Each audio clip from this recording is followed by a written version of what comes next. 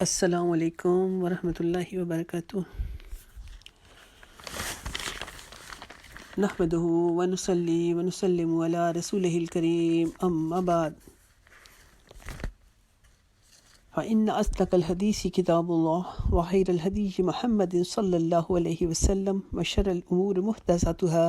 كل محدثة بدعة وكل بدعة ضلالة وكل ضلالة في النار۔ بسم اللہ الرحمن الرحیم۔ ربی اشرح لی صدری ویسر لی امری واحلل عقدۃ من لسانی یفقہوا قولی واجعل لی وزیرا من اہلی۔ اللہم صلی علی محمد وعلی آل محمد وبارک وسلم۔ اعوذ باللہ من الشیطان الرجیم، بسم اللہ الرحمن الرحیم۔ فاذکرونی اذکرکم۔ اللہ کریم نے اپنے کلام پاک میں ارشاد فرمایا کہ تم مجھے یاد کرو اور میں تمہیں یاد کروں گا۔ اللہ کا اپنے بندے کو یاد کرنا ایک انتہائی بندے کے لیے فضیلت کی بات ہے، خوش قسمتی کی بات ہے، کیونکہ اللہ کریم فرماتا ہے کہ جب میرا بندہ تنہائی میں مجھے یاد کرتا ہے تو میں اس کو تنہائی میں یاد کرتا ہوں۔ اور اللہ کا یاد کرنے کا مطلب یہ ہے کہ اللہ کی معیت اس بندے کے ساتھ ہو جاتی ہے، اللہ تعالیٰ کی رحمتیں برکتیں اس بندے کے حال میں شامل ہو جاتی ہیں۔ اللہ کریم فرماتے ہیں اور جب میرا بندہ مجلس میں میرا ذکر کرتا ہے تو میں اس سے بہتر مجلس یعنی کہ فرشتوں کی مجلس میں اس کا ذکر کرتا ہوں۔ تو آپ سوچیں کہ ہماری کتنی خوش نصیبی ہے کہ اگر ہمارا نام اللہ کی بارگاہ میں اور پاکیزوں کی اس فرشتوں کی اس پاکیزہ مجلس میں ہمارا نام آ جائے اور اللہ کریم اپنے رحمت کے ساتھ ہمیں یاد کرے، تو بندے کے لیے اس سے بڑھ کر کوئی خوش نصیبی نہیں ہو سکتی، کیونکہ جس کو اللہ کریم اپنی رحمت کے ساتھ یاد کرے گا کل کو بروز حشر اس کا داخلہ انشاءاللہ تعالی جنت میں کرے گا۔ ذکر سے غفلت رہنے والے کی اور ذکر کرنے کی والے کی مثال جو ہے وہ نبی پاک صلی اللہ علیہ وسلم کے حدیث پاک کے مفہوم کے مطابق زندہ اور مردہ کسی بیان فرمائی گئی کہ جو اللہ کا ذکر کرتا ہے گویا کہ وہ زندہ ہے، اور جو اللہ کا ذکر نہیں کرتا وہ مردہ ہے۔ حتیٰ کہ فرمایا گیا کہ اگر کوئی دو لوگ یا کوئی دو قومی یا کوئی دو گروہ کسی جگہ پر بیٹھتے ہیں اور وہاں پر وہ بغیر اللہ کا ذکر کیے نبی پاک صلی اللہ علیہ وسلم پہ درود بھیجے، نبی پاک صلی اللہ علیہ وسلم کا ذکر کیے بغیر وہاں سے اٹھ جاتے ہیں، تو قیامت کے روز ان کی یہ مجلس جو ہوگی وہ ان کے لیے سخت افسوس کا اور پشیمانی کا اور حسرت کا باعث ہوگی۔ نبی پاک صلی اللہ علیہ وسلم ایک روز اپنے کشانہ اقدس سے باہر تشریف لائے، دیکھا کہ صحابہ کرام کے دو گروہ بیٹھے ہیں اور ایک میں اللہ کا ذکر کیا جا رہا ہے اور دوسرا گروہ جو ہے وہ دین کا علم سیکھنے کی، قرآن سیکھنے کی میں متوجہ ہے۔ تو آپ آ کر اس گروہ میں بیٹھ کے جہاں پر علم سیکھا جا رہا تھا، اللہ کا ذکر کرنا بھی وہی چیز ہے، قرآن بھی اللہ کا کلام ہے، گویا کہ ایک طرح سے اللہ کا ذکر ہی ہے، تو آپ آ کر اس میں تشریف فرماؤ گے۔ اور پہلے آپ نے صحابہ کرام سے پوچھا کہ میں تمہیں قسم دیتا ہوں کہ تم مجھے بتاؤ کہ تم کس چیز کے لیے بیٹھے تھے۔ صحابہ کرام نے عرض کیا کہ اے اللہ کے رسول، ہم اللہ کی قسم کھاتے ہیں کہ ہمارا مقصد صرف اور صرف اللہ کا ذکر کرنا تھا۔ آپ نے فرمایا کہ مجھے آپ کی حدیث فرمان پاک کا مفہوم تھا کہ مجھے یہ قسم دینا جو تھا یہ تمہاری کسی بات پر شک کی بنیاد پر نہیں تھا، بلکہ اس وجہ سے تھا کہ ابھی جبریل نے آ کر مجھے یہ بات بتائی کہ اللہ کریم ارشاد فرماتا ہے کہ اے جبرائیل، جاؤ اور جا کر میرے ان بندوں کو دیکھو جو میرا ذکر کر رہے ہیں۔ کہ چونکہ فرشتوں نے جب انسان کی تخلیق کے وقت یہ کہہ دیا تھا، اللہ کی بارگاہ میں یہ عرض کیا تھا کہ اللہ تو اس کو پیدا کرے گا جو زمین میں جا کر خون ریزیاں کرے گا، فساد کرے گا، تو اللہ کریم نے فرمایا کہ جبریل جاؤ جا کر دیکھو میرے بندے میرے ذکر میں مصروف ہیں۔ تو اللہ کے نزدیک اس کا ذکر کرنے والے بندوں کی فضیلت جو ہے وہ بہت زیادہ ہے، اور نبی پاک صلی اللہ علیہ وسلم کی ایک حدیث پاک کے مفہوم کے مطابق فرمایا گیا کہ اپنی زبانوں کو اللہ کے ذکر سے تر رکھو، یعنی کہ ہر وقت اٹھتے بیٹھتے سوچتے جاگتے کوئی کام کر رہے ہو، مشغول ہو، تو اس میں کام شروع کرنے سے پہلے اللہ کا ذکر کرو، بات اچھی ہو جائے تو اللہ کی حمد بیان کرو، اللہ کا شکر ادا کرو، خدا نخواستہ کوئی نقصان ہو جائے تو انا للہ پڑھو، کوئی بات اچھی لگے معاشا اللہ کہو، یعنی کہ ہر کام سے تمہارے اتنی گھٹی میں پڑ جائے اللہ کا ذکر کہ ہر موقع کی مناسبت سے اللہ کا ذکر تمہارے منہ سے جاری ہو۔ اللہ کا ذکر کرنا کتنا بڑا محبوب ہے اس کو کہ حدیث پاک میں ہے کہ ایک دیہاتی نبی پاک صلی اللہ علیہ وسلم کی خدمت میں آیا اور اس نے آ کر پوچھا کہ اے اللہ کے رسول، میں ایسا کیا عمل کروں کہ مجھے اور کسی سے کچھ پوچھنے کی ضرورت نہ رہے اور میں سیدھا جنت چلا جاؤں؟ تو آپ نے ارشاد فرمایا کہ تم کہو سبحان اللہ، الحمد للہ، ولا الہ الا اللہ، واللہ اکبر، ولا حول ولا قوة الا باللہ۔ دیہاتی نے یہ سنا اور واپس جانے لگا، تھوڑے دور جا کر واپس پلٹ آیا اور آ کر کہنے لگا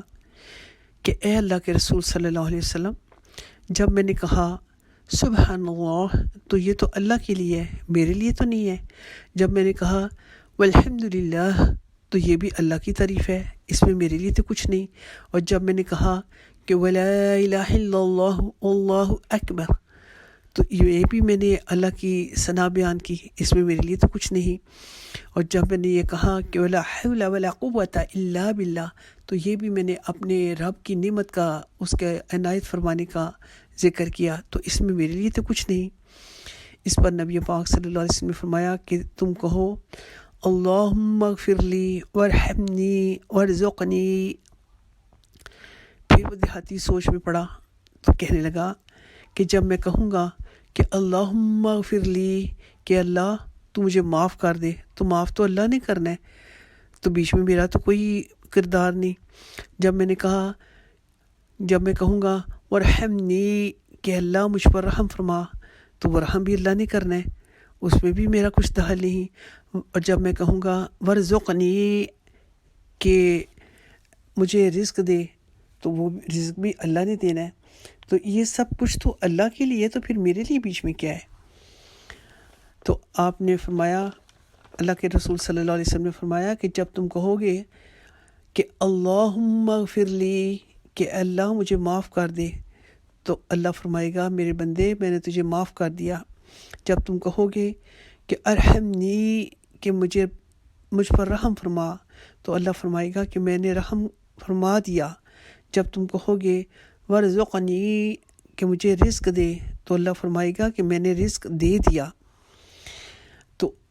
اب دیکھیں کہ کہنے سے کہ اللہ کی بارگاہ میں بندہ عرض کرتا ہے، اور اللہ کریم فرماتا ہے کہ جو تو مجھ سے مانگ رہا ہے وہ میں نے تجھے عطا فرما دیا۔ اس لیے کہ اللہ کا ذکر کرنے والی زبان جو ہے، جب اللہ کا ذکر کرتی ہے، اللہ کی بارگاہ میں سوال کرتی ہے،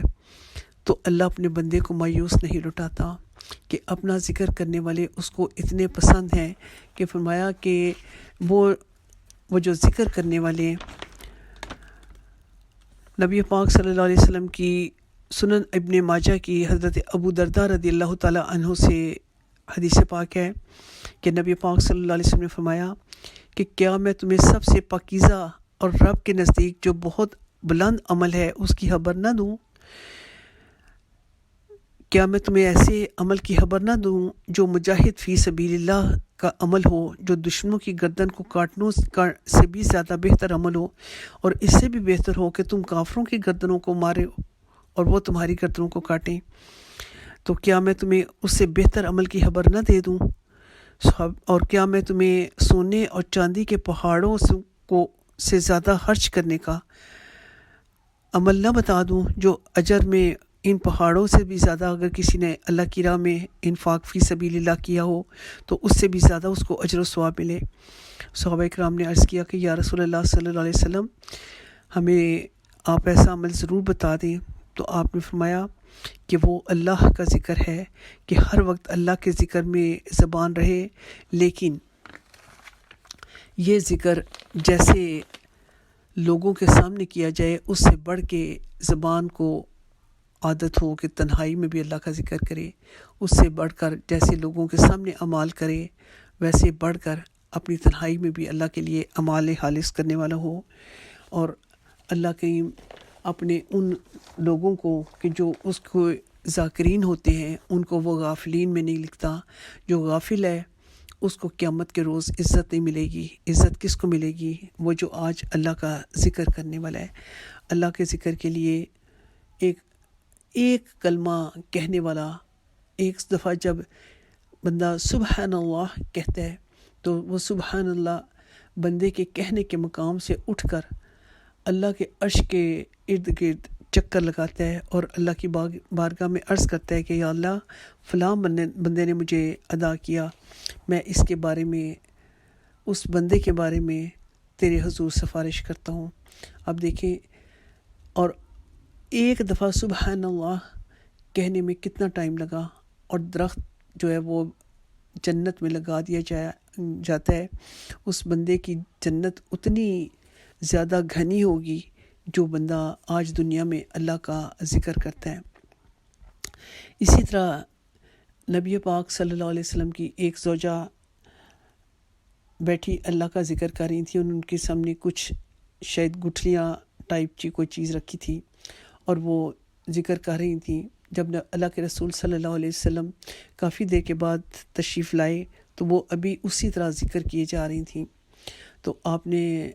جو بات ارشاد فرمائی اس کا مفہوم کچھ اس طرح نکلتا ہے کہ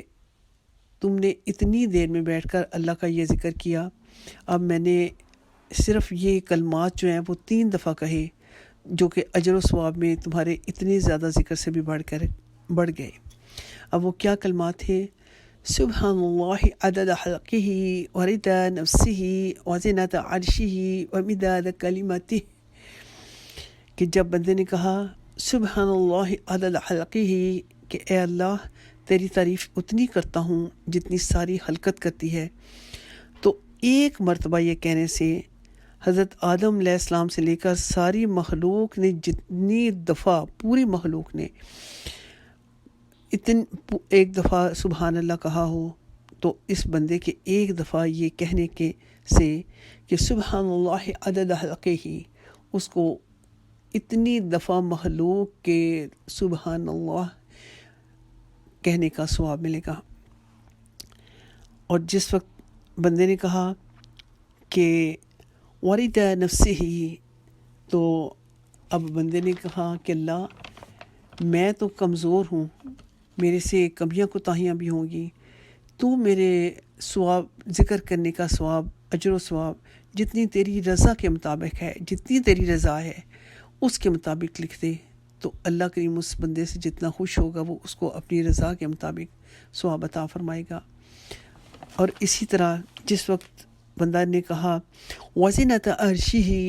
کہ اپنے عرش کے برابر، تو جو حاملین عرش ہیں، جنہوں نے وہ فرشتے کی جنہوں نے اللہ کا عرش اٹھا رکھا ہے، ان کی جسامت کے متعلق یہ کہا جاتا ہے کہ ان کی جسامت اتنی بڑی ہے کہ ان کے کان کا اور کندھے کے درمیان کا فاصلہ، جو کہ ہمارا چند انگلیوں کا، 4 یا 5 انگلیوں کا ہمارا کان سے لے کر کندھے کا فاصلہ ہے، اور ان فرشتوں کا جنہوں نے اللہ کا عرش اٹھا رکھا ہے ان کا کندھے سے اور کان کا فاصلہ جو ہے وہ 800 سال اگر کوئی سوار چلتا رہے تو تب ان کا وہ فاصلہ پورا ہوگا۔ اتنی بڑی جسامت کے وہ فرشتے ہیں، اور اللہ کا عرش کتنا بڑا ہوگا۔ اور جب بندہ کہتا ہے کہ وزنۃ عرشہ کہ اپنے عرش کے برابر اللہ میں تیری تعریف کرتا ہوں، تو اتنے وزن کے برابر اس کے اعمال نامے میں نیکی لکھ دی جاتی ہے۔ اور اس طرح جس وقت آگے بندہ کہتا ہے وَمِدَادَ کَلِمَتِهِ، تو اللہ کریم فرماتا ہے، قرآن پاک میں فرماتا ہے کہ اللہ کے کلمات جو ہیں اس کی تعریف نکلنے کے لیے اگر 7 سمندر جو ہیں وہ سیاہی بن جائیں اور اتنے ہی درختوں کی کلمے بن جائیں تو اللہ کی تعریف جو ہے نا وہ لکھنے کے لیے اتنے ہی درخت اور آ جائیں اور اتنی ہی سمندر اور آ جائیں، تب بھی اللہ کے کلمات یعنی کہ اللہ کی صفات جو ہیں وہ ختم نہیں ہوں گی۔ تو اب جس وقت بندے نے ایک دفعہ یہ کہا تو اتنا ہی اس کے اعمال نامے میں اتنے درختوں کے کلمے بنا کر کلمات لکھنے کا اور اتنے ہی سمندروں کی سیاہی بنا کر اللہ کی تعریف لکھنے کا ثواب لکھا جائے گا۔ آپ دیکھیں کہ کتنا چھوٹا سا ادائیگی میں عمل ہے لیکن اس کا ثواب کتنا بڑا ہے۔ ایک دفعہ پھر میں دہرا دیتی ہوں، سبحان اللہ عدد خلقہ ورضا نفسہ وزنۃ عرشہ ومداد کلمتہ، یہ 3 دفعہ کہنے سے آپ جو میں نے ثواب آپ کو بتایا، یہ بندے کے اعمال نامے میں اتنا ثواب جو ہے وہ لکھا جاتا ہے۔ اللہ کا ذکر کرنا ایک بہت بڑی خوش نصیبی کی بات ہے، اور اللہ کا ذکر وہی کرے گا جو اللہ کے ہاں ذاکر لکھا جائے گا۔ غفلت رہ کر برتنے والا اللہ کا ذکر نہیں کرے گا۔ اللہ کی سے دعا ہے کہ اللہ سبحانہ تعالیٰ ہماری زبانوں کو اپنے ذکر سے تر رکھے، ہمارے جسموں کو اپنی عطاعت میں مصروف رکھے، کہ اس عطاعت کے لیے ہمیں اس نے اس دنیا میں بھیجا۔ اللہ ہمیں اپنا عظیم مقصد سمجھنے کی اور اس مقصد میں مشہور رہنے کی آسانی عطا فرمائے۔ اللہ ہماری کوتاہیوں سے درگزر فرمائے، اور روز محشر کو ہمیں نبی پاک صلی اللہ علیہ وسلم کی شفاعت نصیب فرمائے، اور اپنے فضل سے جنت الفردوس میں نبی پاک صلی اللہ علیہ وسلم کا پڑوس نصیب فرمائے۔ دنیا سے جب ہم رخصت ہونے لگیں تو اس زبان پر ہمیں اپنا کلمے کا ذکر جاری کرنا آسان فرما دے، کہ ہماری زبان سے اللہ کا کلمہ جاری ہو۔ اللہ کریم ہماری ان تمام دعاؤں کو شرف قبولیت عطا فرمائے۔ آمین ثم آمین۔ اللہم صلی علی محمد وعلی آل محمد وبارک وسلم۔ سبحانک اللہم وبحمدک، اشہد ان لا الہ الا انت، استغفرک واتوب الیک۔ السلام علیکم ورحمۃ اللہ وبرکاتہ۔